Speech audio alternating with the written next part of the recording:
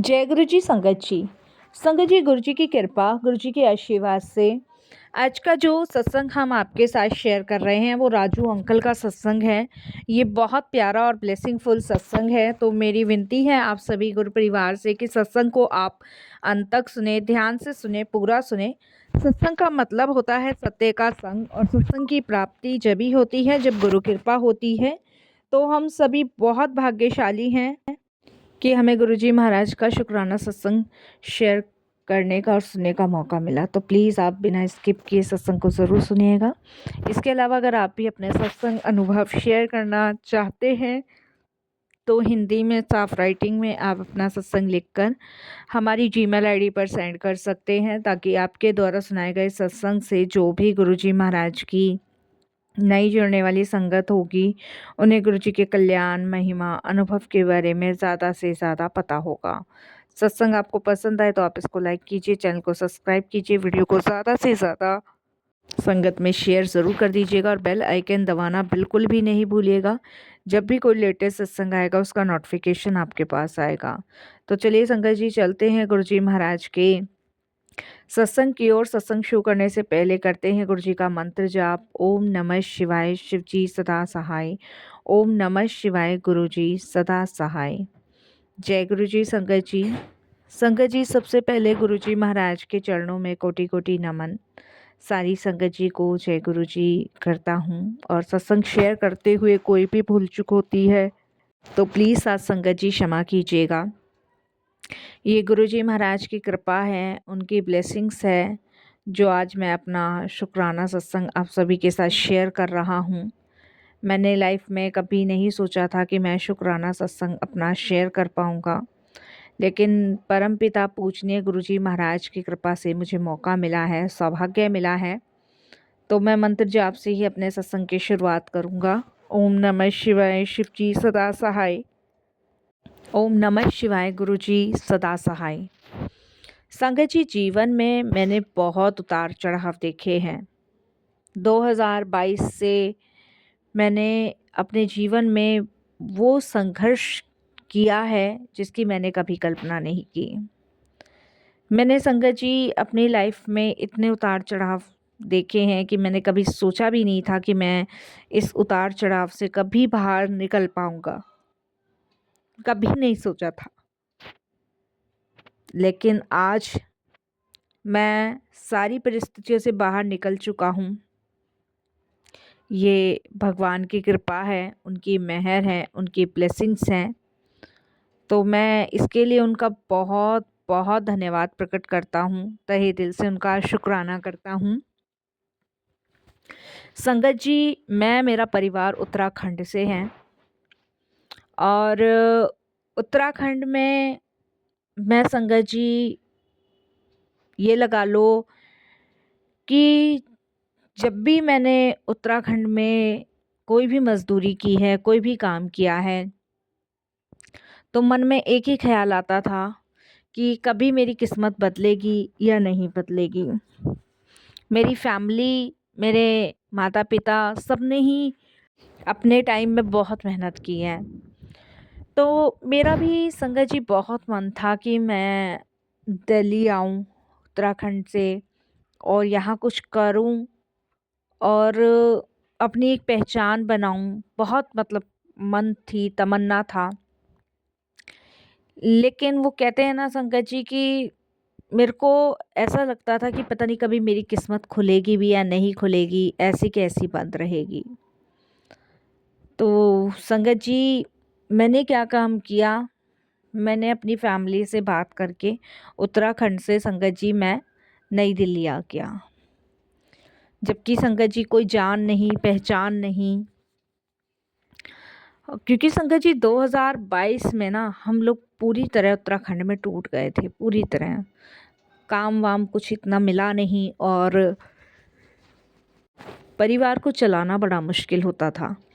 तो मैं बात करके संगत जी परिवार को हिम्मत दिलासा दे के मैं नई दिल्ली रेलवे स्टेशन आ गया। कुछ पैसे थे मेरे पास, मैं लेकर आया था। 3-4 हज़ार रुपये मेरे पास थे संगत जी। वो लेके मैं नई दिल्ली आया था और कहाँ जाना है, क्या करना है, कुछ नहीं पता। और 2023 में मैं निकला था, क्योंकि 2022 हमारे लिए बहुत बुरा था। 2023 में जब मैं दिल्ली आया, नई दिल्ली आया, तो मैं बहुत टेंशन में था, परेशानी में था कि क्या करूं, क्या नहीं करूं। और सबसे बड़ी जो टेंशन की बात थी वो ये थी कि मैं उत्तराखंड से दिल्ली आ तो गया हूँ, लेकिन कहाँ रुकूं, क्या खाऊं, क्या करूं। तो आप बिलीव नहीं मानोगे संगत जी, मैं कुछ टाइम तो देखिए रेलवे स्टेशन पे रुका, मैं आपको बताऊं। लेकिन वहाँ पे भी पुलिस वाले, आप जानते हो संगत जी, कि ज़्यादा रुकने नहीं देते हैं। और उन्होंने संगत जी वहाँ से हटाना शुरू कर दिया। और वहाँ से जब हटाना शुरू किया तो संगत जी परेशानी और बढ़ गई। और फिर उसके बाद संगत जी मैं फुटपाथ पे रहने लगा। और जैसे हम रेलवे स्टेशन से बाहर निकलते हैं तो थोड़ा सा हम आगे की साइड जाएंगे तो वहाँ पे फुटपाथ पे बहुत सारे लोग सोते हैं संगत जी। और भगवान का शुक्र था कि उस समय ठंड नहीं थी, गर्मी थी। तो संगत जी एक मैं चादर सी अपने साथ लेकर आया था। तो संगत जी पैसे संभाल के रखे मैंने। और मैंने संगत जी वहाँ पे जहाँ पे लोग लेटते थे वहीं पे मैंने एक भैया से पूछा, मैंने कहा भैया रहने की तो जगह है नहीं, मैं यहाँ लेट सकता हूँ? तो उन्होंने कहा कि हाँ, यहाँ पे आप अपना डाल लो जो भी है और लेट जाओ। तो संगत जी नींद तो आ नहीं रही थी, चद्दर डाल के लेटा। तो इतने में वही भैया बोलने लगे कि भाई आप कहाँ से आए हो और घर वर।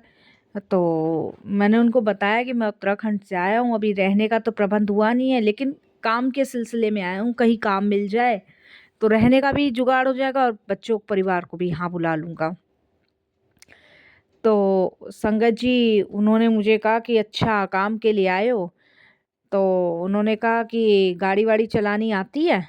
तो मैंने संगत जी उनको बोला कि गाड़ी तो मैं चला लेता हूँ, लेकिन भई ऐसे नहीं चला पाता जैसे मतलब आप बता रहे हो या पूछ रहे हो। क्योंकि संगत जी वो ऑटो के लिए मुझे बोल रहा था, क्योंकि उसका ऑटो का काम था और उसकी जो फैमिली थी वो बिहार रहती थी और वो ऑटो यहाँ चलाता था और फुटपाथ पे सोता था और अपना जो भी मतलब करता था। ये बात ज़्यादा मैंने उसके बारे में पूछताछ नहीं करी।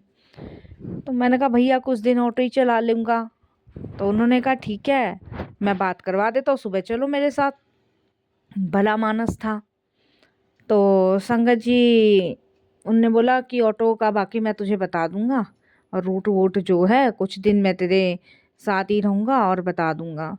तो वो अपने मालिक के पास लेके गया और मालिक के पास उन्होंने पूछा, तो मैंने बताया। तो उसने बोला कि ऐसा है, 100 रुपये रोज के मिलेंगे, क्योंकि अभी तुम अनट्रेंड हो, ट्रेंड होते तो 300 रुपये डेली के तुम्हें मिलते। और बाकी अभी अनट्रेंड हो तो तुम्हें 100 रुपये डेली के मिलेंगे, बाकी का सारा मेरा होगा। ये बात उन्होंने मुझे कही। उसके बाद संगत जी जो वो आदमी था उसने मुझे ऑटो चलाना सिखाया, ले जाना, मतलब सारी रूट बताए। तो ये लगा लो 20 दिन वो मेरे साथ रहा, 20 दिन उसने मुझे सिखाया। हमारा ऐसा दोस्ताना याराना हुआ कि संगत जी एक साथ खाना, परिवार की बात शेयर करना, बहुत सारी चीज़ें हुई। तो मैंने उसको बताया भी, मैंने कहा भाई ऐसे ऐसे उत्तराखंड में हम बहुत दुखी थे, परेशान थे, घर कुछ चल नहीं रहा था, इसलिए आना पड़ा और भूखे मरने की नौबत आ गई थी हमारे। तो संगत जी फिर ने कहा चिंता मत करो भाई, जिसका कोई नहीं होता भगवान होता। मैंने कहा हाँ, वो तो है। इस तरीके से संगत जी महीने भर में मैं खुद ऑटो चलाने लगा। तो 100 रुपये के हिसाब से संगत जी पैसे बन जाते थे। और जब पैसे बन जाते थे तो वो मैं घर भिजवाने लगा। उधर संगत जी घर वालों को भी थोड़ी राहत मिली। जो भी 5 6 7 हज़ार जो भी होता था मेरे पास वो मैं भिजवाता था, बाकी अपने पास रखता था। तो मैं चाहता था मेरा परिवार भी आ जाए, मेरे बच्चे भी स्कूल जाएँ, देखता था जैसे मैं कस्टमरों को छोड़ता था उनके घर, तो मन में वही था। तो मेरा जो दोस्त था, वो एक दिन संगत जी बिहार चला गया अपनी फैमिली के पास, उनसे मिलने। तो उसने मुझे कहा कि भई मैं बिहार जा रहा हूँ और फ़ोन पे बात करता रहूँगा। तो संगत जी वो बिहार चला गया तो काम मेरे को मिल गया ज़्यादा। तो मैं उसके कस्टमर लेके जाता था, कुछ टीचर्स बंधी हुई थी और कुछ थे लोग बंधे हुए थे। तो जो उसके कस्टमर थे वो मेरे को मिलने लग गए क्योंकि उसने ड्यूटी मेरी लगाई थी। वो 15 दिन के लिए गया था अपने गाँव बिहार क्योंकि उसकी बीवी को बच्चा होने वाला था। तो संगत जी उनमें से जो कुछ टीचरें थीं, वो उन्होंने ऑटो बाँध रखा था और हर सोमवार को वो उनको गुरुजी के बड़े मंदिर भी लेके जाता था।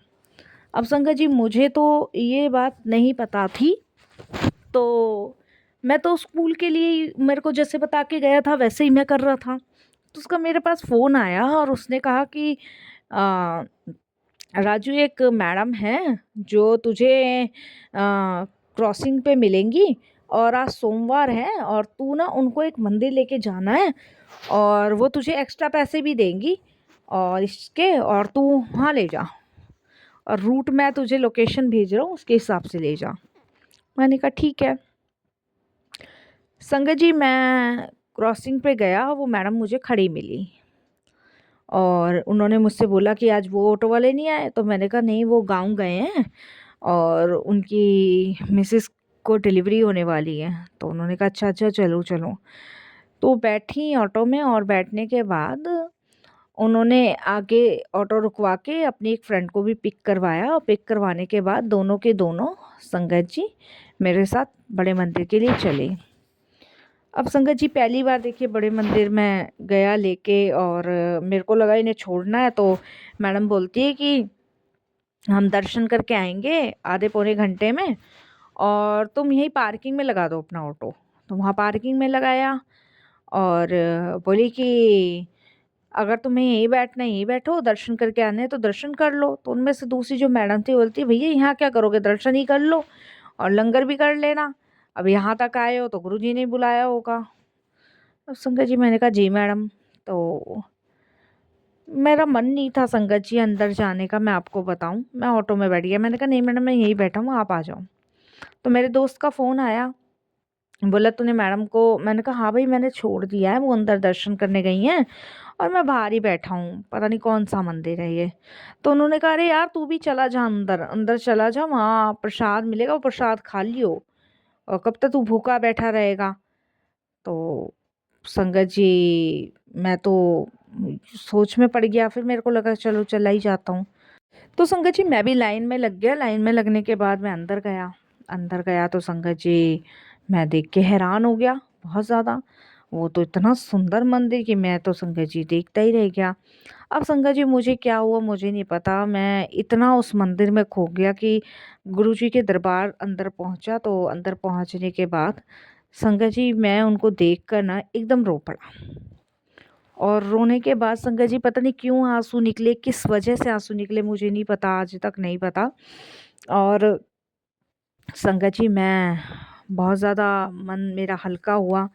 हल्का होने के बाद संगत जी मैं लंगर करके बाहर निकला तो मैडम आई। तो मैडम बोली तुम भी गए थे अंदर? मैंने कहा हाँ जी। तो कह रहे अच्छी बात है गुरुजी तुम्हें ब्लेस करेंगे। तो मैंने पूछा मैडम से, मैंने कहा मैडम ये मंदिर किनका है? तो उन्होंने देखो संगत जी ऑटो में बैठ के मुझे उन गुरुजी के बारे में बहुत सारी चीज़ें बताई। तो मैंने कहा मुझे अगर इनका स्वरूप मिल जाए तो उन्होंने मुझे एक पर्स में से पॉकेट स्वरूप दिया और उसे मैंने अपने पर्स में रखा। अब संगत जी एक मंत्र जाप भी बताया, वो भी मैं फुटपाथ पे बैठ के रात को रोज करता था, डेली करता था। अब संगत जी आप बिलीव नहीं मानोगे, उसके बाद मुझे दिन रात इतने कस्टमर मिले, मतलब मैं रात दिन ऑटो चलाने लगा। मतलब संगत जी महीने में, संगत जी आप विश्वास नहीं करोगे, पूरे महीने में संगत जी मेरी तो 40-45 करीब संगत जी इनकम बनने लगी पूरे महीने। और संगत जी जहाँ मैं 7-8 हज़ार 5 घर में भेजता था, वहाँ मैं संगत जी 20-20 हज़ार घर भेजने लगा। करते करते एक ऐसा टाइम गुरुजी ने ला दिया कि संगत जी आज की डेट में मेरे 16 ऑटो चलते हैं दिल्ली के अंदर। 16 ऑटो, पूरी दिल्ली एनसीआर में 16 ऑटो हैं। और राजू भाई के नाम से संगत जी मैं पूरा फेमस हूँ। मेरा परिवार भी आज की डेट में दिल्ली में रह रहा है, मेरा अपना घर है। संगत जी इतने समय में गुरुजी ने मेरी ऐसी तकदीर बदली कि मैं आपको बता नहीं सकता। 2023 में आया था, 24 और 25 ये टाइम में गुरुजी ने ऐसा चीज़ें बदल दी ना कि मेरे को नहीं पता संगत जी कहाँ से क्या हुआ, कैसे हुआ, मुझे नहीं पता। लेकिन आज की डेट में मैं फुटपाथ पे नहीं, अपने घर में हूँ।